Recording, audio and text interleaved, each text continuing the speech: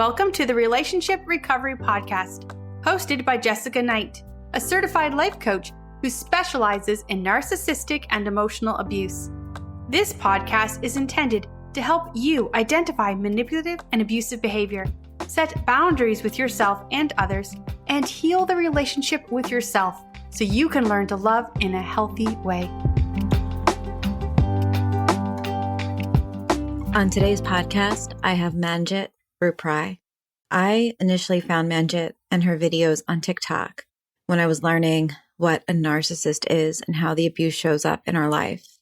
But she is a qualified and experienced EMDR therapist, counselor, and clinical hypnotherapist that specializes in narcissistic abuse and trauma.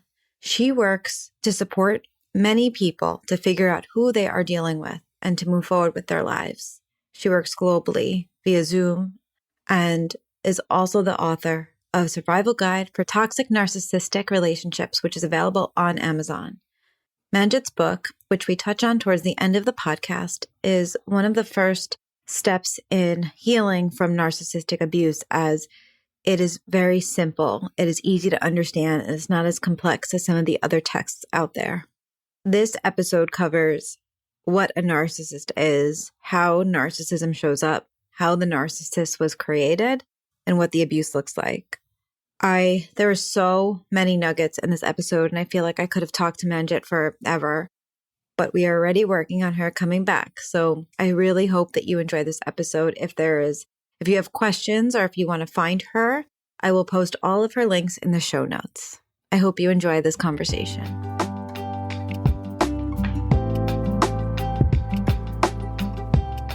Thank you so much for joining me today.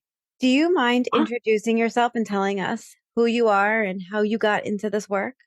So I'm Manjit Ruprai, and I'm a narcissistic abuse recovery therapist. And I got into this work after going through narcissistic abuse myself. So I realized around 7 years ago that I'd been a victim of abuse, and narcissism was very, very new to me.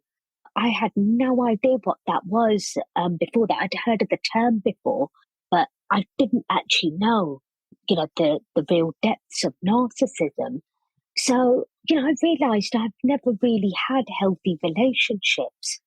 But probably apart from one of them, all of my relationships have been very toxic and unhealthy. And I also realized I have a narcissistic mother as well.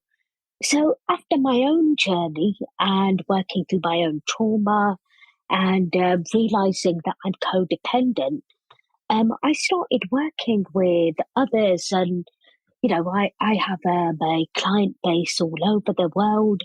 I find that a lot of victims are invalidated and made to look and feel very crazy. It's a huge thing that they go through because that's how I felt. They do not know what they are dealing with and their own hidden trauma. So I love my work, and I'm so passionate about helping other people and spreading awareness about narcissism. I wake up every morning and I have so much joy in my work that I'm ready for the day. I didn't actually know that my work would grow so much either. I'm so truly blessed and grateful that people find my information and work with me helpful. Yeah. I mentioned to you when we were chatting before that I found you when I was trying to educate myself and understand what was happening. Like I was having a really hard time connecting the dots of seeing this behavioral pattern that was happening, but not really understanding even what a narcissist was. Do you feel like for you in your story, do you think that educating yourself on what this actually is and what's going on was the first step to begin, I guess, like unpacking, I guess maybe the first step to healing? Do you think understanding what it was the first step in your healing? I absolutely agree. I mean, I'm 44 years old and I've had years and years of chaos. I think understanding, which can take a very, very long time because it's such a complex disorder and what you go through is very complicated as well. So, I think unpacking your own trauma is so vital for you to move on. And I always say that education on narcissism will actually help you to get your head around it and kickstart your healing journey. Mm-hmm. And there's so much information out there as well. So grateful for that as well. Yeah. Yeah. And, with so much on social media, I often feel that things can get convoluted, like when there's a post every 6 seconds about gaslighting. But at least when it Yes. comes to narcissism, I think that it's definitely a doorway into understanding what's going on because so many things repeat themselves. How do you define a narcissist?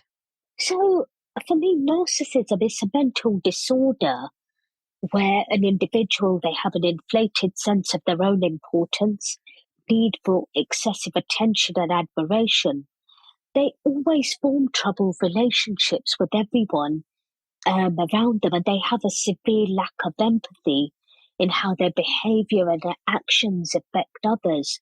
So narcissists, they wear a mask of confidence in front of other people, but behind that confidence, there is someone with such low self esteem and they behave irrationally to any form of criticism. Really deep down, narcissists are so miserable and they project this misery onto other people around them. I've heard before that the narcissist brain is actually wired differently. Do you believe that to be true? Absolutely. So, a narcissist's brain is definitely wired differently. But firstly, we have to look at what causes narcissistic personality disorder. So, narcissism, it develops in childhood from trauma, a narcissistic parent, neglect, abandonment, parental illness, bullying, loss, or some kind of trauma Mhm. or abuse that that child has suffered. Also, the child could be a golden child or a scapegoat. It doesn't really matter because the role could switch depending on what the parent wants. But often the golden child may develop narcissism because they've learned to be manipulative. That parent has taught them that. But also the scapegoat may also develop narcissism as well. But the role could switch at any time. Either way, the child has to grow up in a very dysfunctional environment.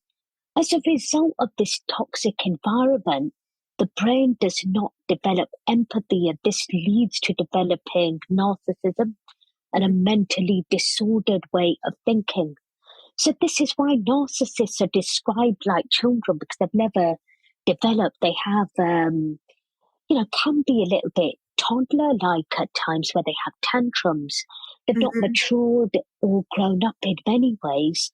And really, our brain is developing until we are 25 years old. And the narcissists have been emotionally stunted as a child. But I wrote a book about, goodness, about a year ago now, over a year ago. There's actually some research that I presented in the book, and this was carried out by a German psychiatrist, Dr. Stephen Rupke. Mhm. And he found in a group of people diagnosed with narcissism that they have grey matter in the cerebral cortex where we carry empathy. This is why narcissists cannot feel what they feel. They can't feel what we feel, and they struggle to see the world through other people's emotions. But the sad thing is, there's no cure for NPD narcissism either. The part of the brain is really cannot develop empathy later on in adulthood. So it's a very horrible mental disorder.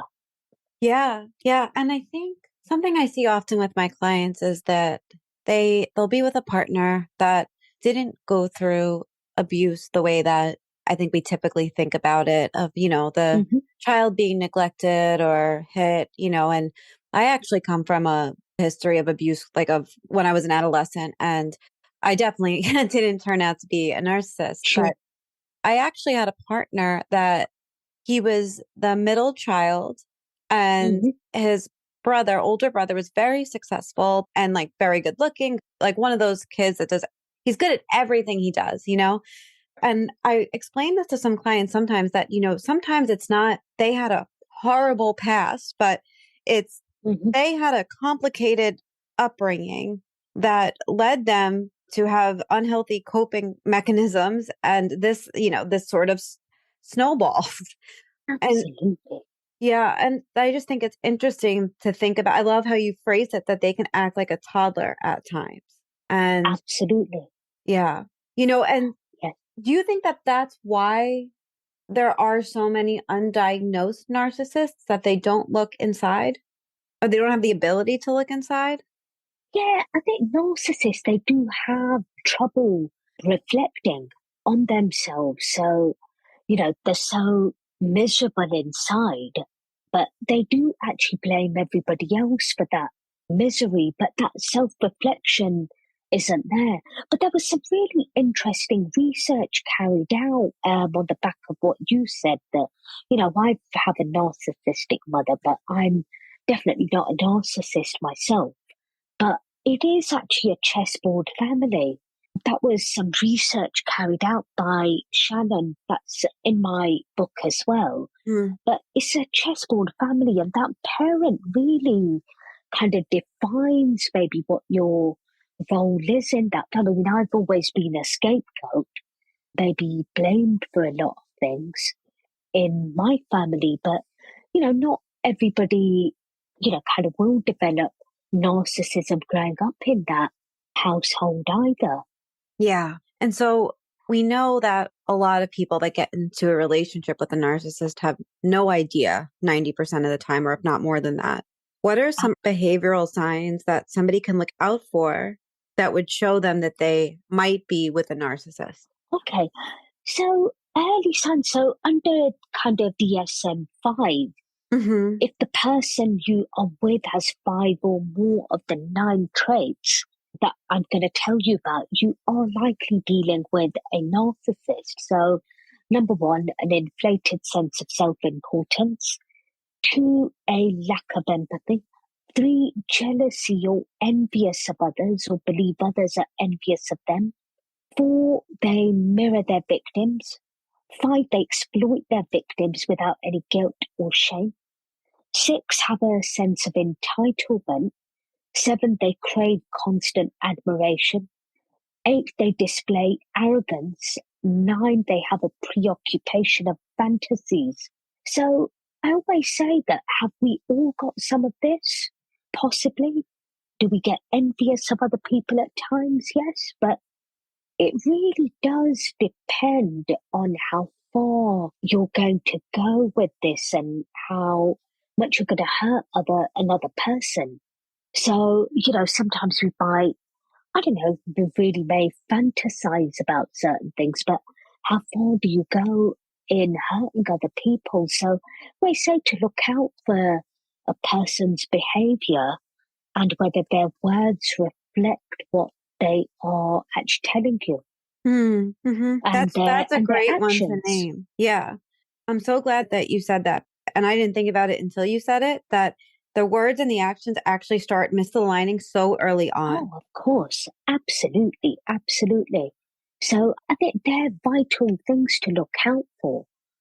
Kind of often, most will go through the love bombing process, but really their behavior does change much, much later on. So a lot of key signs to look out for in behavior, change, actions, and words. Yeah. What are some body language signs that you might notice a narcissist would do? And this doesn't necessarily have to be early on in the relationship, but just in general. Okay, so I'm going to tell you about some body language signs, but that people do get confused that are these body language signs in other disorders or a learning difference, which is okay. But I am specifically going to link this with narcissism, but also their actions and behavior. So it's not just body language sign, it's everything as a whole. So these body language signs, which and with the traits of narcissists coupled together, will help to define the kind of person you could be dealing with.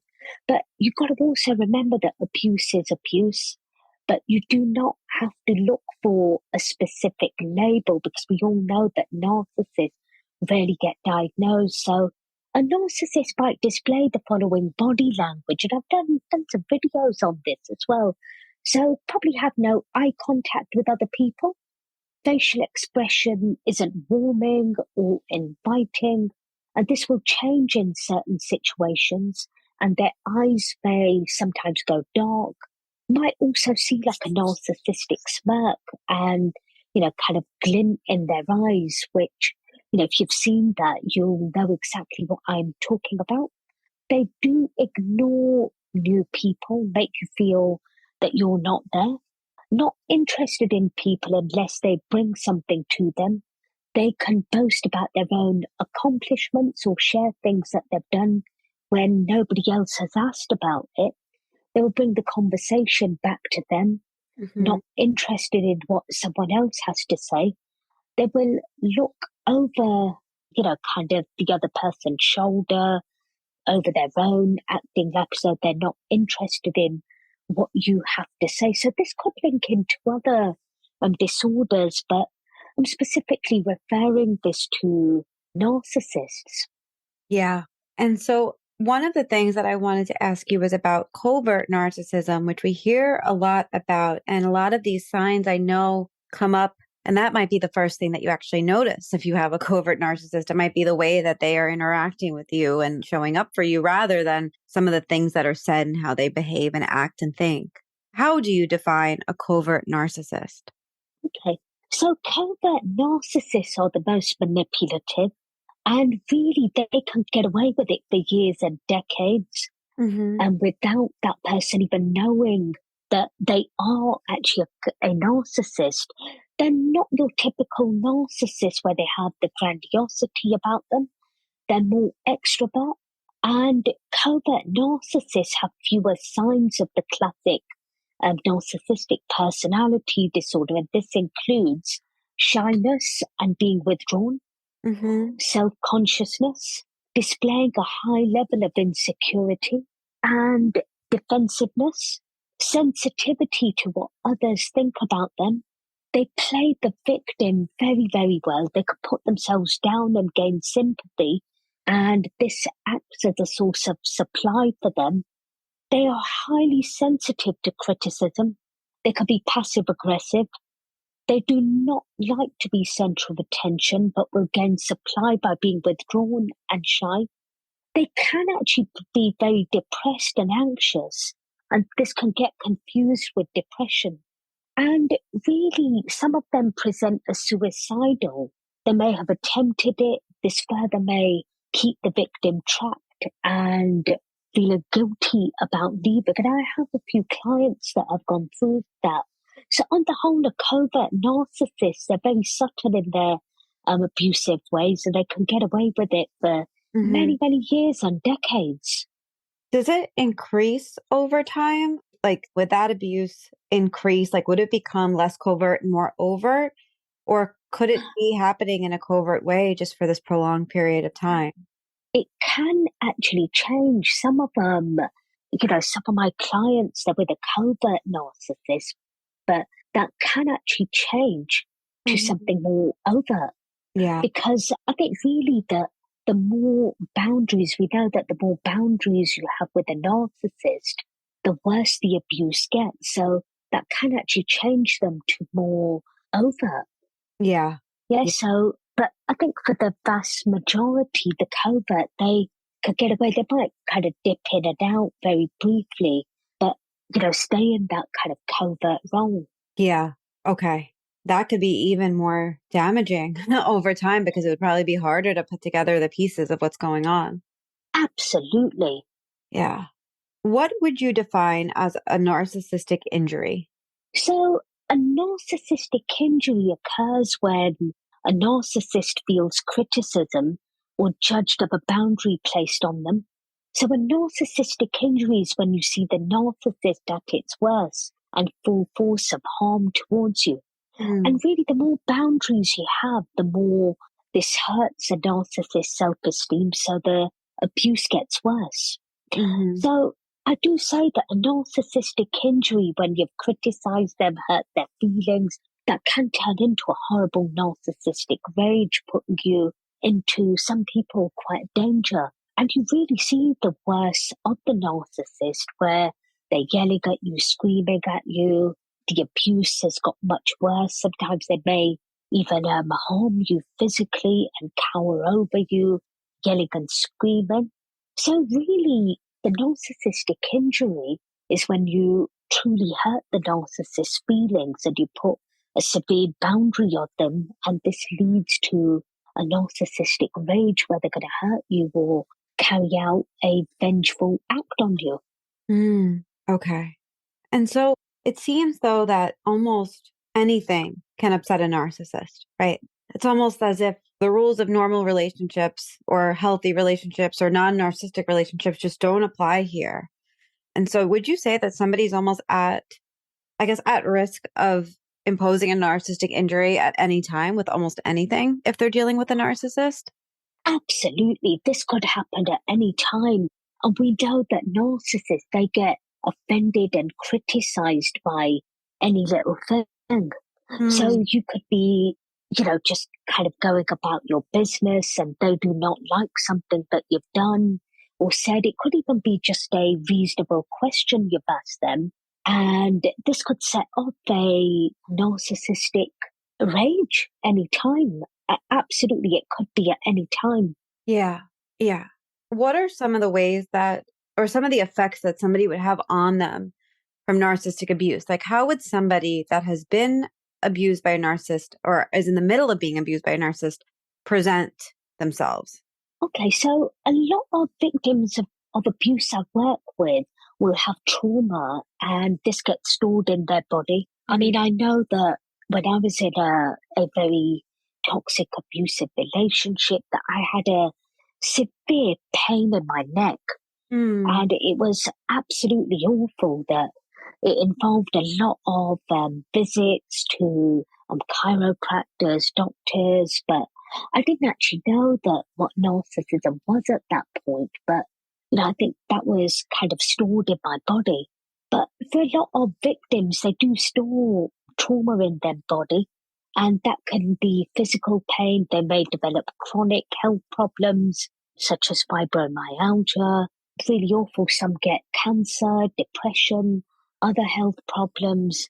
But really common things are PTSD or complex PTSD. And this is when you have repetitive flashbacks, nightmares. You may avoid people, difficulty sleeping. Your feelings are much, much more amplified. So let's just say, for example, a door has closed, which has banged shut. Might sound like an explosion to that person. So everything feels worse than it actually is. Mm-hmm. Really, I think anyone that's gone through narcissistic abuse will have trauma or some kind of PTSD, but I encourage everyone to get into therapy if they can. And it really has to be with a therapist that understands narcissistic abuse. Otherwise, it's not going to be helpful and you'll feel much, much worse. And a good therapist will listen, validate you, and will understand how narcissists operate and how they affect their victims. And I do say posts that you may have seen of mine that can take around 18 to 24 months to recover or to feel any normality. Yes, it does take that long. It sounds like ever such a long time, but you've got to be patient with yourself. It's something that I do with my clients, and kind of, I say that you need 4 things for your healing. And that is education on narcissism, understanding how the narcissist brain works, learning boundaries and self-care. Yeah, absolutely. And I know one of the hardest parts of healing is getting to the place from probably education, understanding to boundaries, right? Having the ability to say, no, I'm not doing this anymore. And we flip flop so much. I did a podcast with Lisa Sunny a while ago, maybe, I don't know, 2 months ago or so. And we talked a lot about cognitive dissonance. And I'm sure that's what gets in the way of that education and understanding to actually setting boundaries, taking care. What would you say leads to the cognitive dissonance? Okay, so various factors that lead to a victim feeling trapped with a narcissist. And that is trauma bonding, where you are addicted to the cycle of love and abuse. So the victim develops a sense of loyalty to their abuser with trauma bonding and will do anything for them. Trauma bonds are created when the abuser intermittently love bombs and then abuses you at the same time. They do not abuse all the time, which makes it worse, which is when the love bombing comes in. This then leads the victim to be addicted, and it's to do with your brain chemicals are doing various things to lead to that addiction. So oxytocin is the love hormone, which is triggered by love bombing. Mm-hmm. Dopamine is the addiction hormone, and cortisol is the stress hormone, which gets triggered by the abuse. So together, all of these with the intermittent cycle of love bombing, abuse, love bombing, abuse, and some of them discard as well, just creates that kind of hurricane in the brain. But this leads on to why the victim goes into cognitive dissonance with the trauma bonding, where they actually deny any abuse is taking place. And cognitive dissonance is when you have two conflicting ideas running through your mind simultaneously. On one hand, your abuser is bad for you, but in your mind, you downplay that level of abuse. And you make up excuses in your mind that the abuse isn't that bad. It's something that I did. And I kind of ended up lying to myself and probably to others as well and downplaying it. And also you gaslight yourself with that. Yeah. Because you tell yourself it's not that bad, stop being so dramatic. And you end up blaming yourself for what is happening in your life. But really, I do say, which leads to the longer you're with an abuser, really the longer it takes to break free, because your brain adjusts to the abuse and your body. Yeah. So they're all kind of tied in together quite well. If somebody's in that cycle that you named of, abuse, love bombing, what is one thing that someone can do to begin to break free from that cycle within themselves? Okay, so I'm probably going to maybe share a couple of things that people can do. Yeah. That is to actually feel things. Really sit down and feel things and stop gaslighting yourself and tell yourself that your emotions are valid and you have every right to feel them. But a really big thing that people can do, which on the back of that really start journaling what has happened and how your abuser has treated you. This will help you to validate your experience and that what you're going through is real. But I always say that only do this if it's safe to do so for safety purposes. If you live with your abuser or abusers, do not keep a paper journal because it could get found by anyone. So your abuser could find it and it puts you at severe risk. So really, you might want to journal on your phone, kind of keep it a passcode.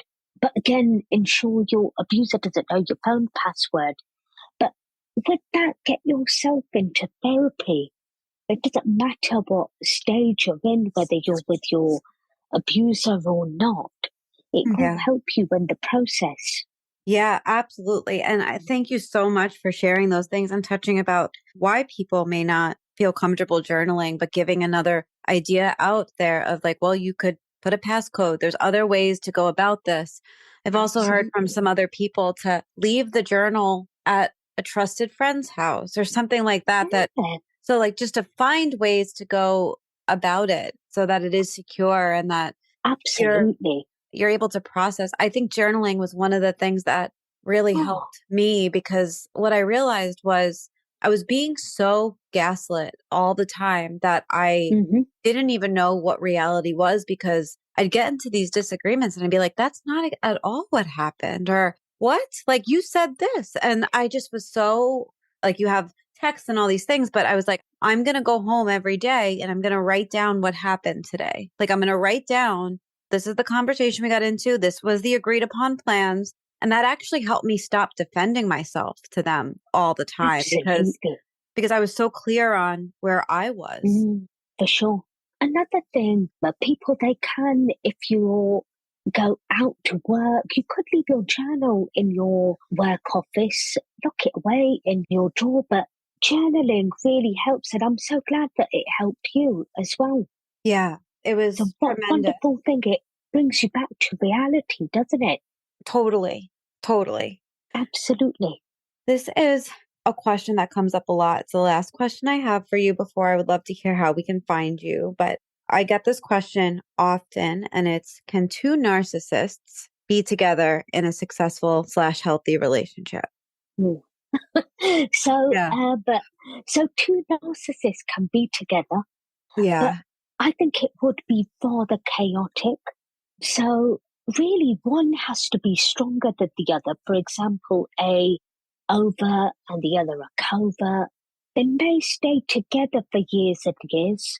If you get two that are the same, such as the kind of grandiose narcissist, this will be, oh my God, extra chaotic because they'll both compete against one another and they both have to strive on being and doing better than the other. They cannot love one another, but will be more of a competitive relationship. Really, they both believe they are better than the other, and there will be a lot of arguments, and they feel more superior than the other. And I think, too, the same, they try to change the rules in the house, and no one gets it right. I think that it'd be very, very complicated and such a horrible household. But often it's the overt and the covert that get together. The covert narcissist will be quite hard to detect as the, abuse is quite subtle and they appear to be quite innocent with the shyness, the victimization, and the passive aggressiveness. And then you've got the overt one who will directly abuse, and there's really no hiding the abuse because it's very, very direct. Mm-hmm. Really, and I think in all of this, it's when they have children that it's the children that really suffer the most because they get caught up in the middle of things, and it creates a very, very unsafe environment with both parents displaying their own instability. So whether it's a covert or an overt narcissist together, they both have something in common, Mm-hmm. and that is to gaslight, manipulate, distort your reality, and to brainwash the truth. And this gets projected onto one another as well as the children. It's a very, very chaotic household. So you can get two narcissists together, but I don't think it's a healthy relationship at all. Yeah. I think that's a really good point. It's like, sure, they can be together, and as I was asking you that question, I was just thinking about like the fights between both of them. It must be like the most chaotic two fights of two narcissists like at each other. Would be amazing to watch, honestly. Absolutely. But it would be a very, very unsafe environment. Yeah, totally. Totally. So I have really enjoyed talking to you. I feel like my brain is like so many little threads that are just going off right now because this was so informative and so deep and it touched on so many different things. And I just really appreciate you coming here and giving us your time and educating us on some more of the ins and outs of narcissism. Oh, thank you so much. I really enjoyed being here and speaking to you today. And I'd love to come back for anything else again. I enjoyed that. I would absolutely love that. And maybe we can do something in the new year. Absolutely. But I know people are going to listen to this and wonder how they can find you. And I will put your links below. But I would love if you could tell us where they can find you, what your handle is. And if you could tell us about your book too, before we end. Oh, yes. So I wrote a book. It's available on Amazon and it's called Survival Guide for Toxic Narcissistic Relationships. It's had some wonderful reviews, so I'm so blessed about that. But it's literally just everything that you would want to know about a narcissist. So there's information about trauma bonding, cognitive dissonance, the narcissist brain, divorcing a narcissist. There's a huge chapter in there about parenting with a narcissist, healthy relationships. What else is there? A narcissist red flag. It's a real kind of huge guide for that. It's quite an easy read as well. It's not kind of complicated. And I think the idea for that was that when somebody's going through narcissistic abuse, it can be quite overwhelming. So I think reading kind of very detailed books might seem a bit overwhelming to start with. Mm-hmm. So I hope that if anybody buys the book, find it very, very helpful. Yeah. And you are totally right that sometimes some of the other books and texts can be so overwhelming. So that's awesome. Exhausting. Yeah. Absolutely. So how can we find you? Oh, yes. So I'm on Instagram, TikTok, YouTube, and goodness, have I missed any more? Pinterest. And if you just put in a Manjit Ruprai, you'll be able to find me on there. But my big following are kind of TikTok and Instagram and YouTube. But I'm really looking forward to. I think hopefully in the new year I will be launching a couple of programs that is to break codependency. And yeah, I'm really looking forward to that because I'm a codependent myself. But I've been working quite hard this year whenever I get time in between sessions to put something together. But I will kind of share more information about that. Also looking forward to starting some storytelling as well on narcissistic abuse. So hopefully that will be towards kind of the quarter of the year, I hope, all being well. So yeah, please do follow. Would love to share with you all. Awesome. Well, thank you so, so much. And I know that this is going to help so many people. Oh, thank you so much. I've really looked forward to, really enjoyed being here today. Thank you.